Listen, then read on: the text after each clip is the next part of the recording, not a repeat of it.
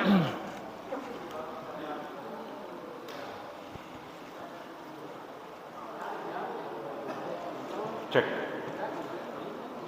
cek, cek, cek.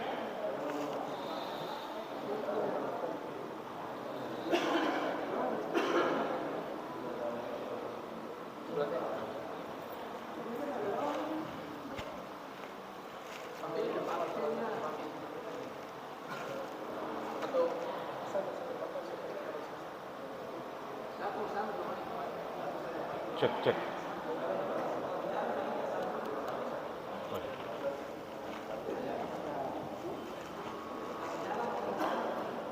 Cek, cek. Cek satu. Cek. Cek satu.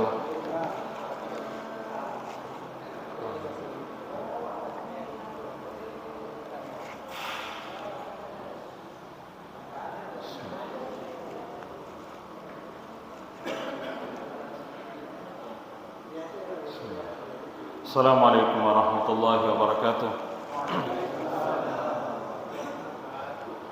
Alhamdulillahirabbil alamin wal aqibatu lil muttaqin wala udwana illa 'alal zalimin. Asyhadu an la ilaha illallah wahdahu la syarika lah wa asyhadu anna Muhammadan 'abduhu wa rasuluh. Allahumma fashalli wa sallim wa an'im wa barik ala nabiyyina Muhammadin wa ala alihi wa ashabihi ajma'in. Allahumma la sahla illa ma ja'altahu sahla wa anta taj'alul hazana syi'ta sahla. Allahumma sahhil lana umurana fikna bi rahmatika ya arhamar rahimin.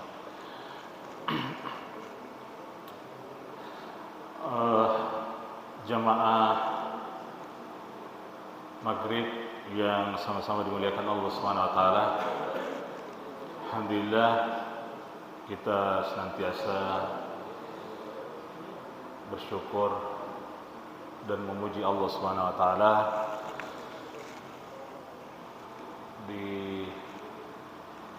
disebabkan berbagai macam nikmat yang diberikan kepada kita semua.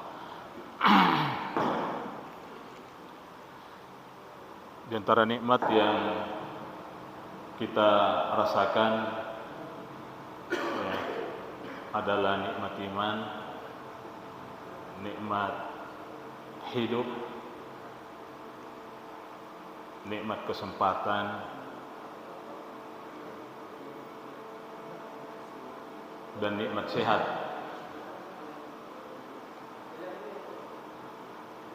Dengan nikmat itu kita bisa hadir di tempat ini dalam rangka untuk bersilaturahmi ya, di antara sesama kaum muslimin.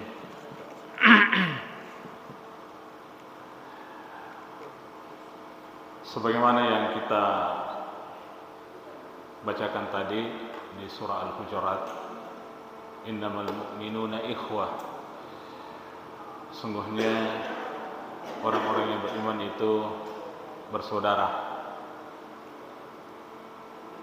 Para ulama kemudian menyebutkan bahwa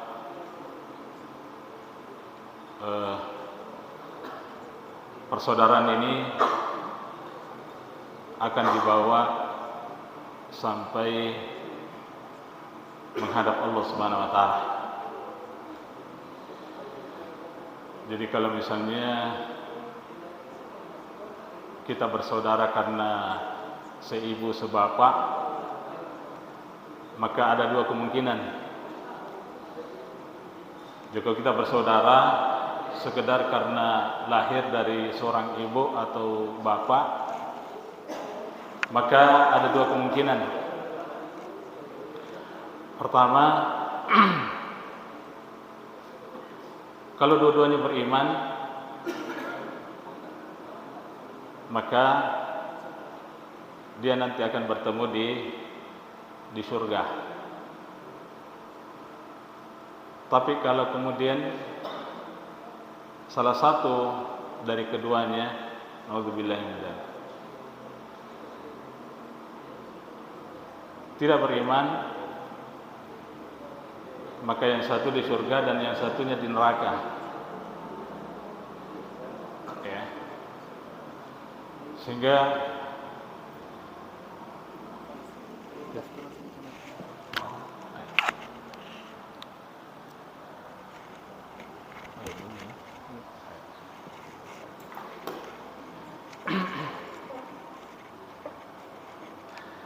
kemudian nikmat Islam ini, nikmat iman ini adalah nikmat terbesar.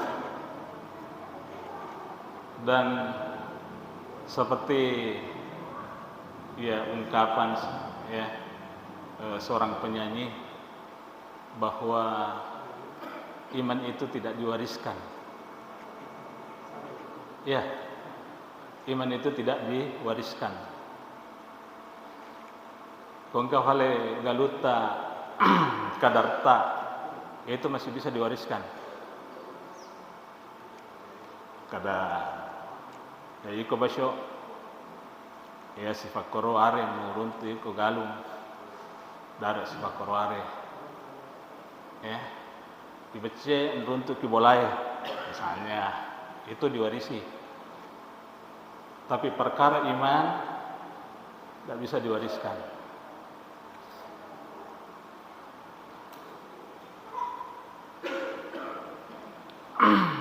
Dan ada banyak kisah yang menjelaskan tentang itu.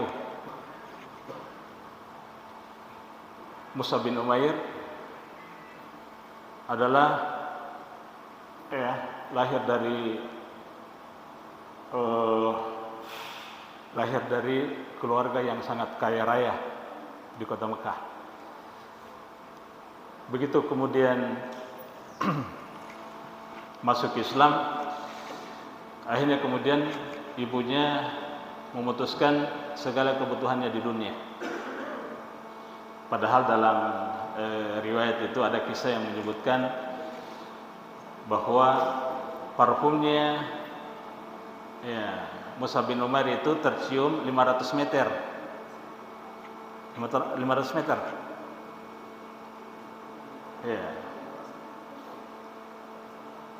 Jadi orang tidak meroleh itu tahu, Mus'ab bin Umair. Pakaiannya aja difahami kalau bicara pakaian itu, karena dia termasuk keluarga terkaya di kota Mekah. Begitu masuk Islam di stop semua kebutuhannya, makanannya, pakaiannya, parfumnya dan seterusnya oleh orang tuanya. Sampai kemudian ibunya mau bunuh diri.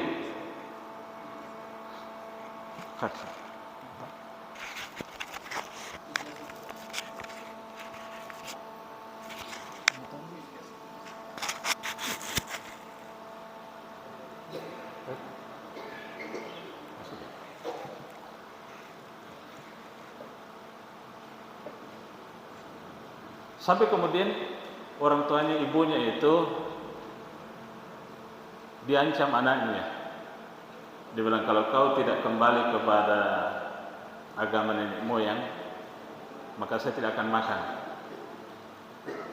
Saya tidak mau makan sampai kau keluar dari Islam. Sehingga kemudian Mus'ab bin Umair mengatakan, wahai ibu, andaikan ibu punya dua nyawa, dan nyawa itu saya lihat itu keluar satu-satu dari tubuh ibu, saya tidak akan tinggalkan agama Islam. Artinya apa? Mus'ab bin Umair ini kemudian menjadi duta pertama di Madinah, diutus oleh Nabi Sallallahu Alaihi Wasallam untuk berdakwah.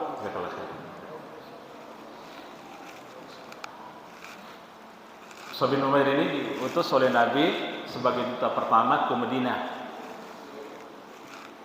berdakwah di Madinah kurang lebih 2 bulan. Semua orang-orang di Madinah itu kecuali penduduk ya kelompok Yahudi, ya, semuanya masuk Islam kecuali kelompok-kelompok Yahudi, ya, sampai kemudian disebutkan tidak ada rumah di kota Madinah, ya, dari suku Aus dan Khazraj itu kecuali di situ diperdengarkan bacaan Al-Quran. Ibunya kemudian meninggal dalam keadaan musyrik, ya, kufur, dan Musa bin Umair sang anak ini kemudian mati syahid di perang Uhud, ya.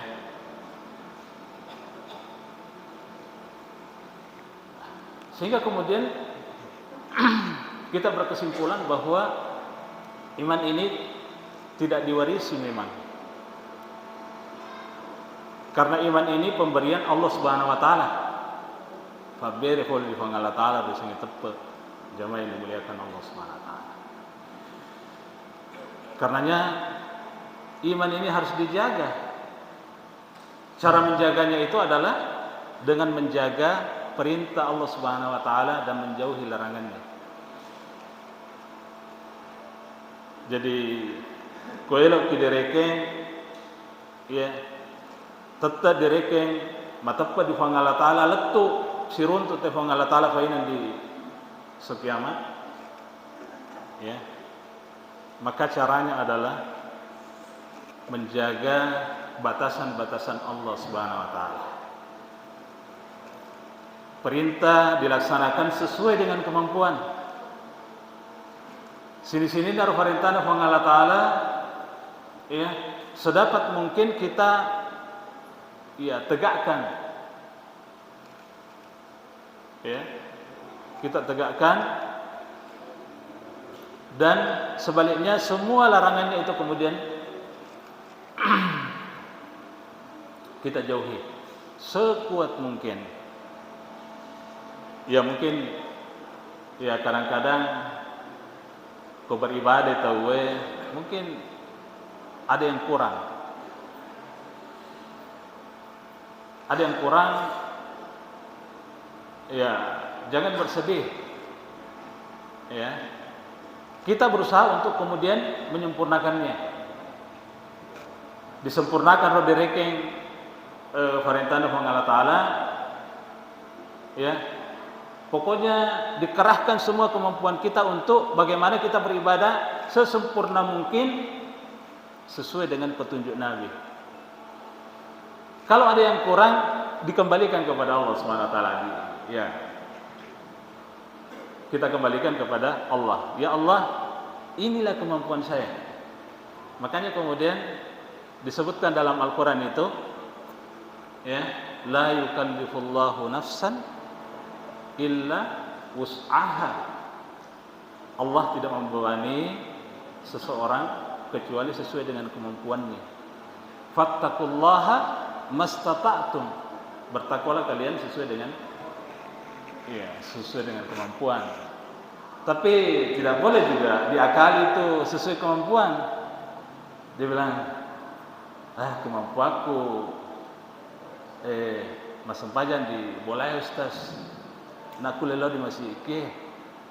Padahal bolana 50 meter poli masih ke. Karena kemudian dia mengatakan kemampuan saya hanya bisa sholat di rumah. Atau macam-macam alasan yang kemudian kita, ya, katakan inilah kemampuan saya. Padahal kemudian dalam beribadah itu kita dituntut untuk juhud, bersemangat, ya, sampai kemudian memang kita tidak sanggup, ya. Sehingga kemudian Nabi, ya, jamaah maghrib yang dimuliakan Allah Subhanahu wa taala, dalam, ya, sirah Nabawi itu disebutkan bahwa Nabi itu kalau salat lail Nabi kalau salat lail itu, ya, bacaannya itu Rakaat pertama itu dimulai dari surah Al-Baqarah. Ini disebutkan oleh Abdullah bin Abbas ketika beliau jadi makmum ya dengan beliau. Jadi salat lainnya itu dimulai dari awal malam, kurang sembahyang Isya. Kira-kira setengah jam kurang sembahyang Isya beliau, nagasa ni sembahyang lain. Letu ya, letu direkeng elok mas sembahyang subuh tahu kan. Saya gandakan agak senang. Saya gandakan dari yang sepanjang beliau.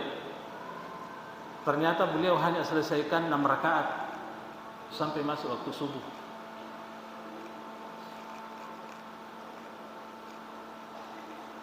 Hadirin yang dimuliakan Allah Subhanahu wa taala.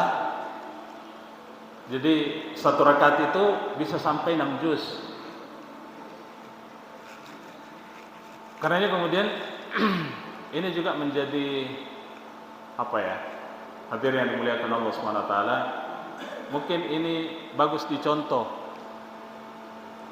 Meskipun barangkali kita bisa laksanakan sekali dalam seumur hidup. Sekali dalam seumur hidup. Ya, mohon maaf ini teman-teman. Ya, yang sering salat lail ini sekali-sekali kita pakai sunnah ini. Insyaallah kalau Allah ya masih memberikan kita umur, tahun depan kita mulai.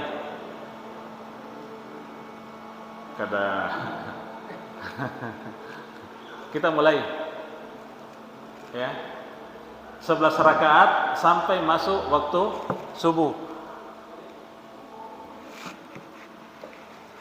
Sekali seumur hidup. Tujuannya adalah untuk mengikuti sunnah Nabi yang satu ini. Ya. Untuk mengikuti sunnah Nabi yang satu ini. Jadi nanti di hari kiamat kita ada alasan di hadapan Allah Subhanahu wa taala, sunnah yang ini ya Allah saya sudah laksanakan meskipun seumur hidup.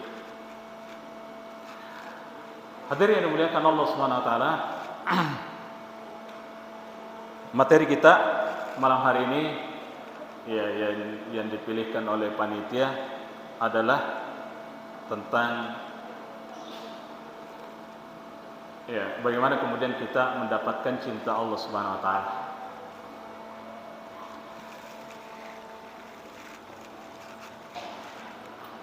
Ada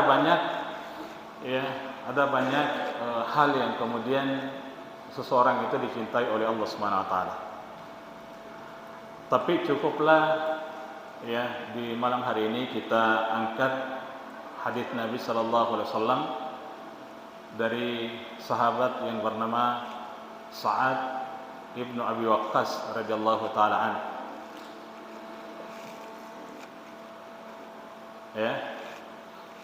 Sa'ad bin Abi Waqqas radhiyallahu taala anhu. Di mana kemudian beliau mendengar dari Nabi sallallahu alaihi wasallam, "Innallaha yuhibbu al-'abda at-taqil ghaniyil khafif."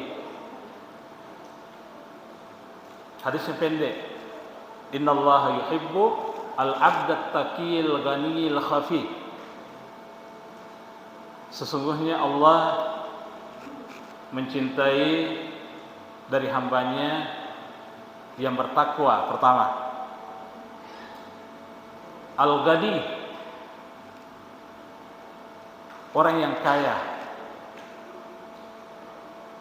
Kemudian yang ketiga adalah Al-Khafi, orang yang senantiasa bersembunyi. Jemaah yang dimuliakan Allah Subhanahu wa taala, kalau ini yang tiga bisa kita lakukan, luar biasa. Apapun yang kita minta, ya. Kalau Allah mencintai seseorang, apapun yang dia minta itu langsung kemudian diijabah. Langsung diterima oleh Allah Taala. Kuna puji diterima oleh Allah Taala. Ada tiga hal yang kemudian Allah mencintai seseorang. Yang pertama adalah karena dia bertakwa. Dia bertakwa kepada Allah Subhanahu wa taala. Sepertinya kata-kata takwa ini yang paling banyak disebutkan dalam Al-Qur'an. Lihat Maki. Ya.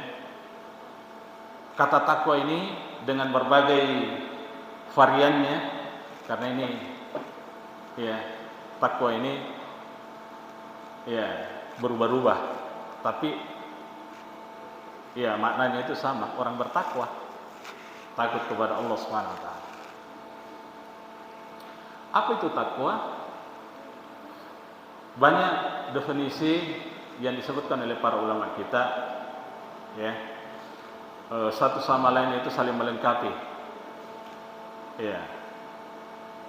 Satu sama lain saling melengkapi tentang makna takwa. Tapi ada takwa yang kemudian disebutkan oleh Ali radhiyallahu taala an.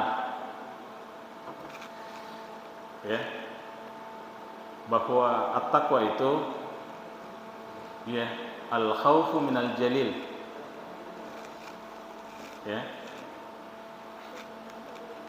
Al-khaufu minal jalil adalah orang yang memiliki rasa takut kepada Allah Subhanahu wa taala.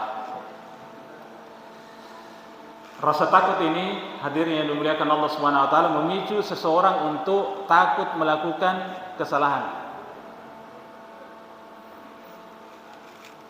Ya. Kalau tahu kita dipanggil Allah Ta'ala, maka kita takut melakukan dosa meskipun kita seorang diri. Meskipun misalnya salah letak, ya, dek gagang mite tahu, nak gagang mite terupa tahu.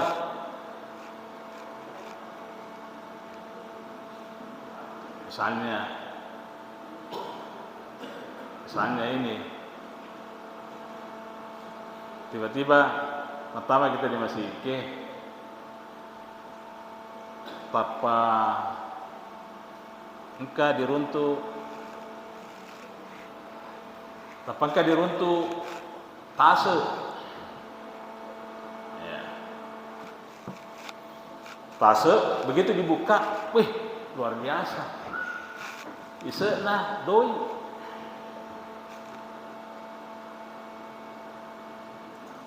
Isinya itu uang, bukan rupiah tapi dolar. Saya kira Ustaz Rudi tahu itu, kalau satu ransel itu pecahannya $100 semua, ya. Bisa dibayangkan berapa itu jumlahnya itu. Ya, $100 itu kalau hari ini dikonversi ke rupiah 1.600.000. Ya, ku 2 sebu misalnya koro, 2 sebu, ya, 2 sebu lampakna, tas $100 nan, ya, pecahannya bisa dibayangkan. Selesai ini masjid ini, ya, ini selesai masjid. Tapi naga temida, saya letak mikro, dia gagal di tenaga CCTV. Kada warna di $100 lampak. Taruhkan. Oke.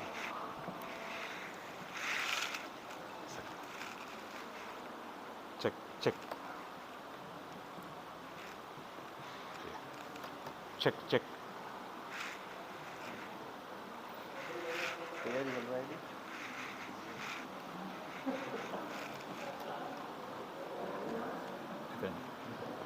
Oh ya, cek. Oh ya, luar biasa. Jazakallah khair. Kasih.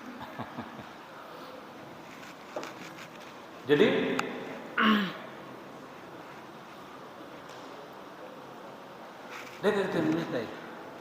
lalu kemudian muncul di benak kita, wala ya di siratu lampakna, kan 2 semua lampak, ko siratu ya di itu gagam miseng, nak kaisen, macam-macam. Tapi kalau ada takwa dalam jiwa kita, dalam dada kita, maka itu kemudian ya pasti tidak ada lintasan-lintasan itu. Ya, tidak ada lintasan itu. Kalau ada lintasan itu langsung hilang dengan sendirinya. Itulah yang kemudian perasaan itulah yang kemudian dimiliki oleh Nabi Yusuf alaihi salatu wassalam. Ketika digoda oleh seorang perempuan ya, yang kaya raya,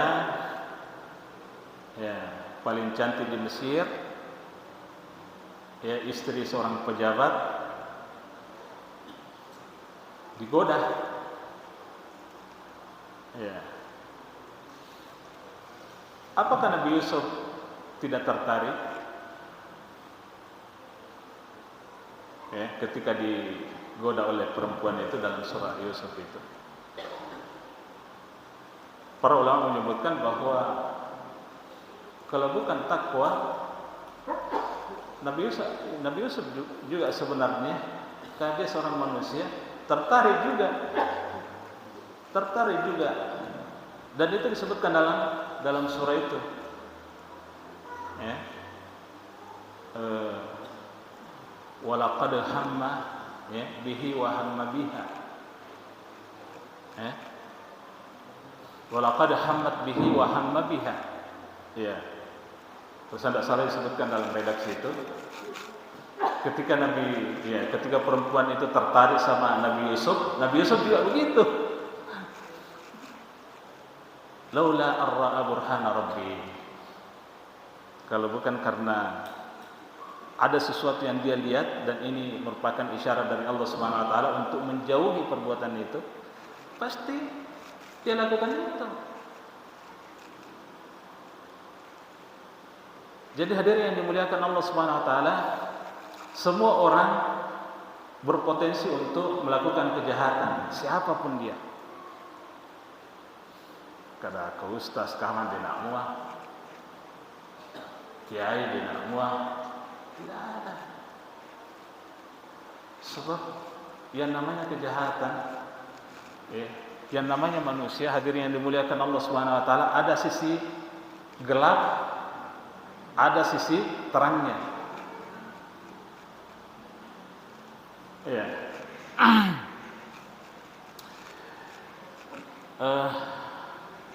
Ada ya baru-baru ini saya sempat diceritakan oleh seorang psikolog.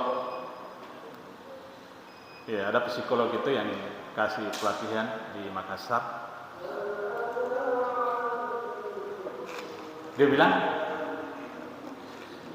jadi yang kelihatan itu, sifat yang kelihatan manusia itu, yang kelihatan di permukaan itu hanya 10%. Hadirin yang dimuliakan Allah SWT, sifat manusia yang kelihatan di permukaan itu, yang kita lihat ini dengan mata kepala kita, hanya 10%. 10% ya, dita. Yang tersembunyi itu 90%. Yang tersembunyi itu 90%.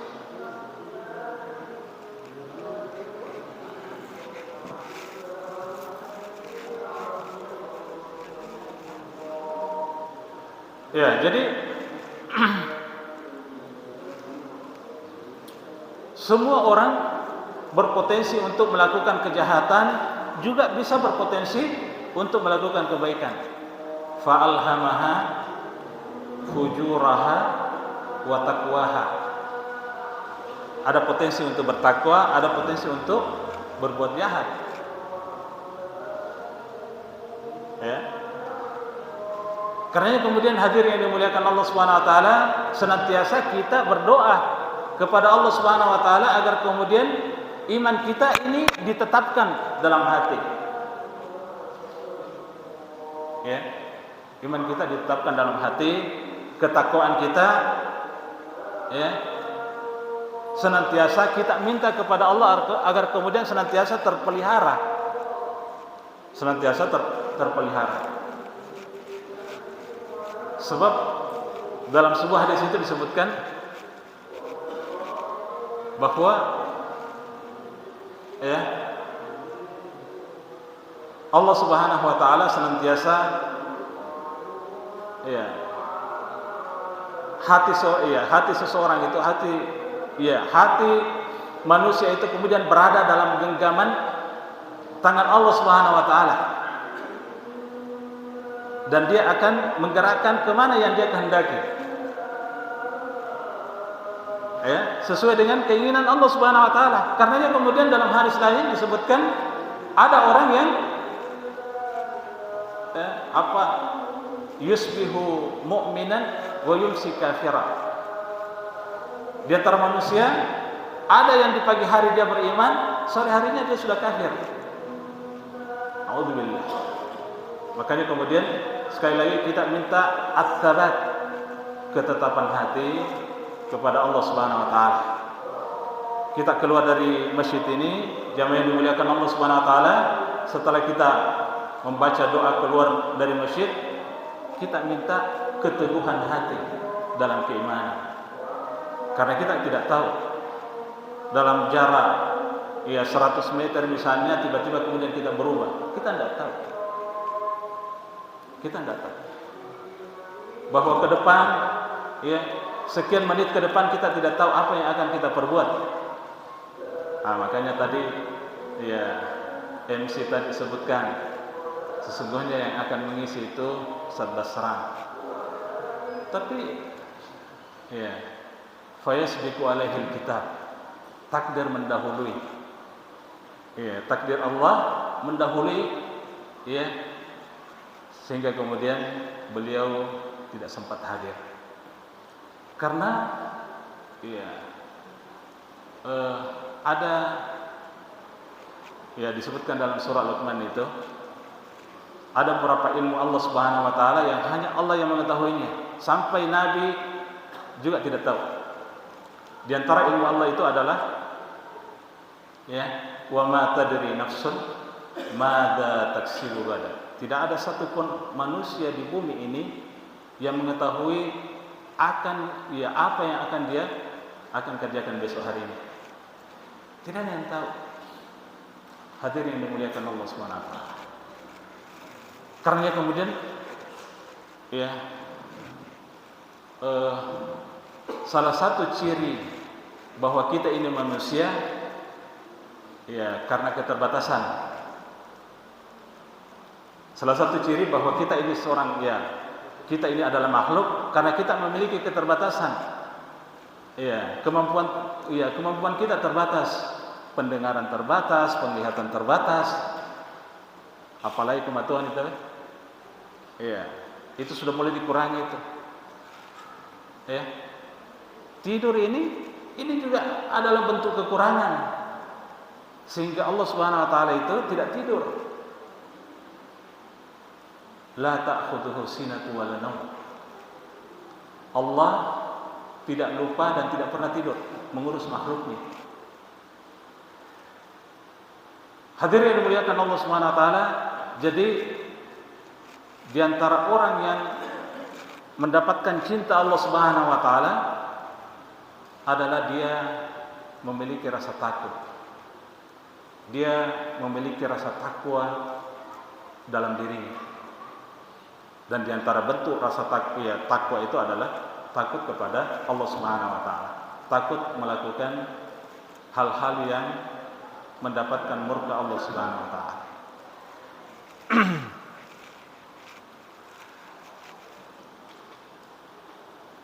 Hadirin yang dimuliakan Allah Subhanahu wa taala, takwa ini juga merupakan wasiat yang paling tua. Wasiat tertua.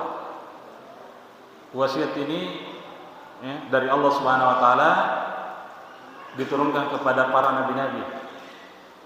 Jadi sejak Nabi Adam diciptakan, salah satu wasiat Allah Subhanahu wa taala kepada Nabi Adam itu adalah untuk senantiasa bertakwa.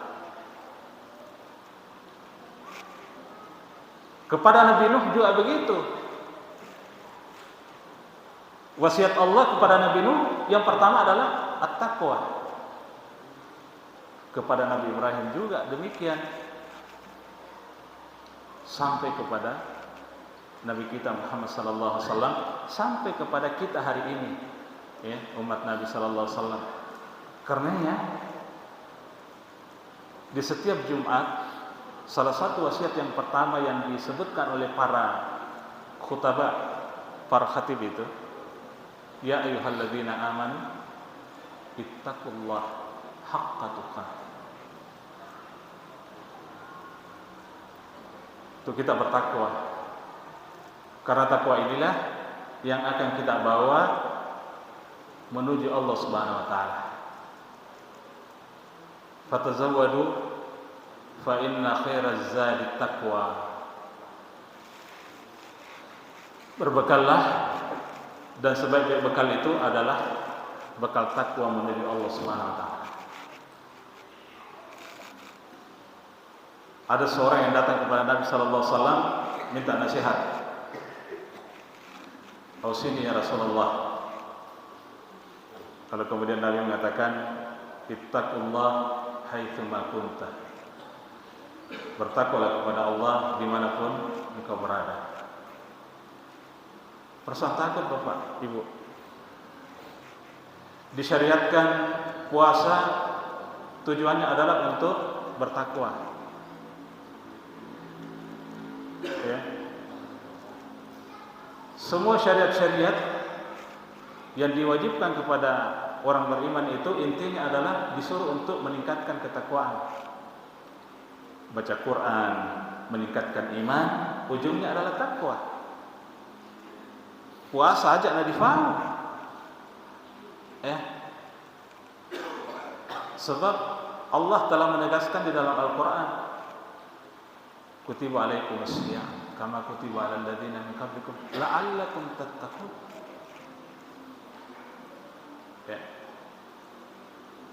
Sehingga kemudian dalam beberapa ayat disebutkan bahwa Allah mencintai orang-orang yang bertakwa. Innallaha yuhibbul muttaqin.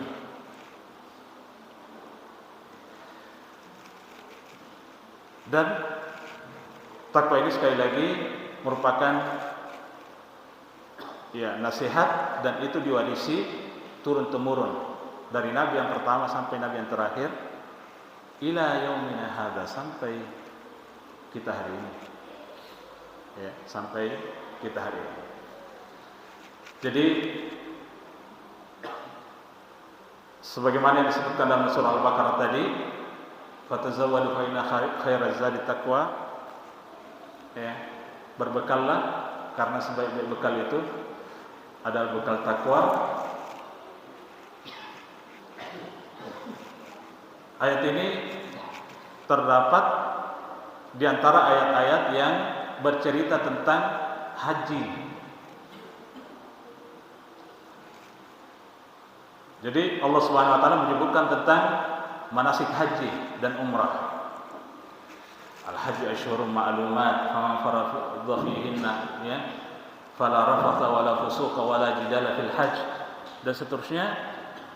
Lalu kemudian setelah itu disebutkan, diselipkan fatazawwadu. Ya kapal laut itu kan fardu bokong. Sebutkan dalam ayat itu bahwa kalau orang berpergian maka wajib baginya punya bekal. Apalagi kalau kita di Mekah. Bekal untuk ke Mekah itu banyak. Pertama, bekal fisik. Mohon maaf bagi bapak-bapak yang tidak bisa jalan 4 kilo.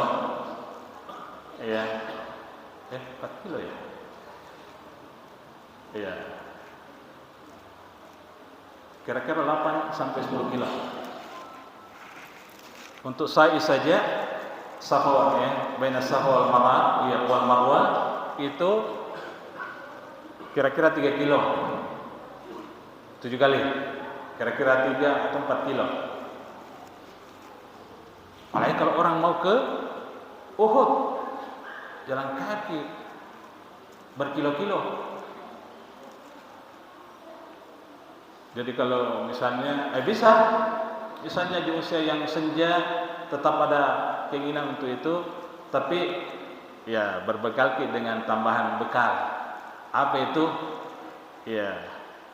Selain fisik, yang kedua adalah kalau bisa ditambah-tambah sedikit Danata, karena di sana itu disewa semua itu apa skuter itu.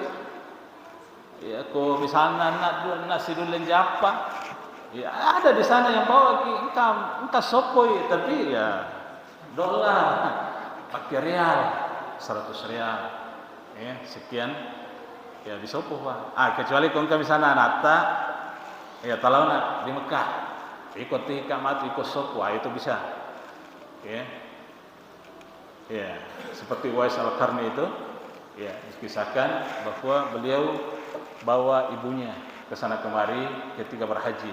Itu bisa. Tapi kalau tidak bisa, ya sementara kekuatan kita ini sudah menurun, tidak bisa ke jalan terlalu jauh. Tambahan bekal, tambah yang itu. Ya, tambah ke direken danata sebab skuter 300 real satu kali. Nah, berapa kali? Ya. Apalagi kalau misalnya ditandu lagi, ya tiamnya nih ke $100 elo. Ya, nala ruang tuh orang-orang Afrika. Dan memang kalau 100 real, dia mau 200, 300 real satu kali angkat. Kemudian, ya, tapi kalau dahulu ada biasa disiapkan makanan ke sana. Ya, karena orang dulu itu perjalanan ke Mekah itu Indonesia ke Saudi itu 3 bulan. Ya, saya biasa cerita sama orang tua itu. Orang-orang tua dulu safar ke Mekah itu perjalanan 3 bulan. Melofi. Ya, pakai sumput. Ya, tapi karena hari ini sudah ada teknologi lebih cepat dari itu, perjalanan 8 jam sudah sampai di Saudi. Jadi bekal berupa makanan itu alhamdulillah sudah teratasi. Ya, sudah teratasi. Artinya bahwa setiap orang melakukan perjalanan yang jauh, maka hal yang utama dia siapkan itu adalah bekal. Tiba-tiba Allah Subhanahu wa taala menyebutkan dalam ayat, dia selipkan di ayat itu, fatazawwadu fa inna khairaz zadi taqwa. Berbekal karena Anda melakukan perjalanan, tapi sebaik bekal itu adalah takwa kepada Allah. Artinya kita ini Bapak Ibu sedang menuju Allah Subhanahu wa taala. Sadar atau tidak, kita ini sementara menuju Allah Subhanahu wa taala. Mohon maaf, ada seseorang yang kemudian ditanya oleh seorang ulama salaf.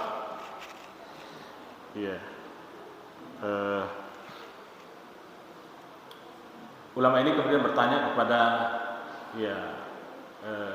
orang yang dia dapati di jalan, kam umruka? Berapa usia tak? Dia bilang 60 tahun. Usia saya sudah 60 tahun. Dia bilang kalau begitu, ya sebentar lagi Anda akan bertemu dengan Allah SWT. Kenapa dia bilang begitu? Karena ternyata usianya umat Nabi itu, ya Nabi sendiri yang sebutkan, bukan saya, Bapak Ibu. Nabi yang sebutkan dalam hadisnya itu, a'maru ummati ma baina sittin ila sab'in. Umur umatku itu dia berada di antara 60 atau 70 tahun. Rata-rata. Kadang umurku ya Ustaz, asirani kulona tahu tapi uleu falan sedikit. Alhamdulillah, ini bonus. Ini bonus. Tapi secara umum rata-rata umur umat Nabi itu ya kira-kira 60 sampai 70 tahun. Karenanya ya disebutkan dalam ayat itu, kalau seseorang itu sudah berumur 40 tahun, ya, maka yang paling banyak dia sebut itu adalah istighfar. Perbanyak istighfar. Ya, jadi seperti saya, Bapak Ibu, saya usiaku ini sudah 50. Ya, bukan lagi 40, 50 nih tahun. Jadi memang kewajiban saya ini adalah banyak beristighfar. Jadi kalau misalnya Nabi tadi menyebutkan umur umat Nabi itu 60 sampai 70 tahun, berarti ya sudah lebih dari 1/2 saya lewati. Jadi memang sangat wajar kalau di usia seperti saya ini istighfar itu adalah sesuatu yang wajib untuk kemudian kita lakukan. Banyak beristighfar, ya. Hadirin yang dimuliakan Allah Subhanahu wa taala, takwa ini yang kemudian akan menjadikan seseorang itu apakah dia sengsara di akhirat atau dia bahagia. Kalau dia bertakwa, pasti dia akan mendapatkan kebahagiaan. Kalau dia bertakwa, karena surga ini hanya diperuntukkan bagi orang-orang yang bertakwa. Cari lagi di surah Al-Imran, wasari'u ila magfiratin min rabbikum wa jannah, ya, arduha ka'ardis samawati wal ard. Untuk siapa itu surga? Uiddat lil muttaqin, diperuntukkan bagi orang-orang yang bertakwa. Jadi memang takwa ini harus senantiasa hadir dalam jiwa kita. Karena kalau tidak, dan itulah yang dikejar oleh para sahabat. Nasihat Nabi kepada sahabat, para sahabat itu adalah nasihat takwa. Nasihat takwa. Apakah ya nasihat itu diberikan di siang hari atau di malam hari? Intinya untuk senantiasa bertakwa kepada Allah. Kenapa? Karena hati ini, Bapak Ibu, bolak-balik. Hati ini bolak-balik. Kalau misalnya ikut ke pengajian, mungkin grafiknya itu kita punya iman itu kemudian bertambah. Tapi kondisi ini dibolata, ya, si runtuh di kota misalnya, ya, atau ketemu dengan istri, lupa itu tadi wasiat. Sehingga kemudian hati ini setiap saat kita butuh siraman, kita butuh penguatan-penguatan. Di antara penguatan itu adalah mempelajari agama Allah Subhanahu wa taala. Lalu kemudian yang kedua, 19:20. Kapan? Masuk waktu. Masuk waktu ya? Ayo. Kita hentikan.